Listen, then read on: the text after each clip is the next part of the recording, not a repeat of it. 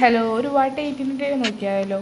രാവിലെ തന്നെ അപ്പവും കടലക്കറിയും ചായക്ക് കൂട്ടി കുടിച്ചു. ഒരു 9 മണിയായപ്പോൾ 11 മണിയായപ്പോൾ വീണ്ടും അതന്നെ റിപ്പീറ്റ് ചെയ്തു. പിന്നെ ഒരു പഴം കൂടി എടുത്ത് കഴിച്ചു. പിന്നെ ഉച്ചയ്ക്ക് അങ്ങനെ ചോറൊന്നും കഴിക്കാനുള്ള മൂടുണ്ടായില്ല. അപ്പോൾ ലേസും ചിപ്സൊക്കെ എടുത്ത് കഴിച്ചു. ആ ലേസിൻ്റെ ഓണർ അത് കൊണ്ടുപോയെങ്കിൽ പോലും എനിക്കൊരു പീസ് തന്നുകൂട്ടാ, അവൻ്റെ സ്നേഹം കാരണം. പിന്നെ ഇത്താത്ത വന്നിട്ടുണ്ടായിരുന്നു. അപ്പോൾ ഉച്ചയ്ക്കത്തെ ഭക്ഷണം ഇത്താത്താൻ്റെ വീട്ടിൽ നിന്നായിരുന്നു. അവിടുന്ന് ചിക്കൻ കറിയും ചോറും ക്യാബേജ് കൂട്ടിയൊക്കെ കഴിച്ചു. പക്ഷേ അത് വീഡിയോ എടുക്കാൻ പറ്റില്ല. പിന്നെ ഇച്ചിരി ബാറ് ഇത്താത്ത കൊണ്ടുവന്നതാണ്.